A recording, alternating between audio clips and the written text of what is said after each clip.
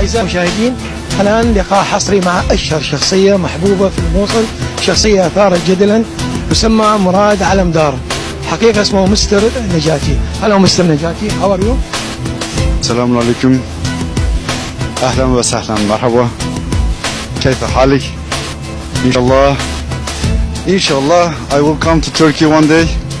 I'm in the Mosul, inshallah.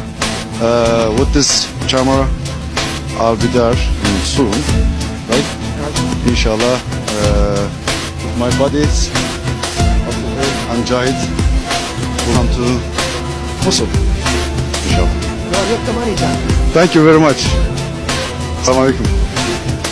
أثناء تصوير الجزء السابع من مسلسل وادي دياب التقينا مع الأستاذ عبد الحي، الشخصية المحبوبة في المسلسل والذي أحبه الجميع باعتباره الصديق الوفي والبطل الشجاع ومنقذ الفقراء.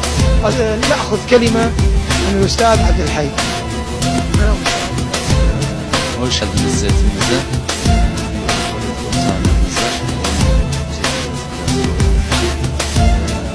İyi denk gelmişiz.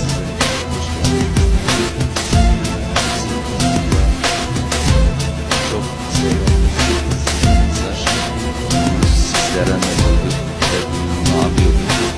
Onlara çok teşekkür ediyorum. YouTube kanalına. Sizlere de teşekkür ediyorum bu röportajı yaptığınız için. Setimize hoş geldiniz diyorum. Thank you very much. Sağ olun. Thank you very much.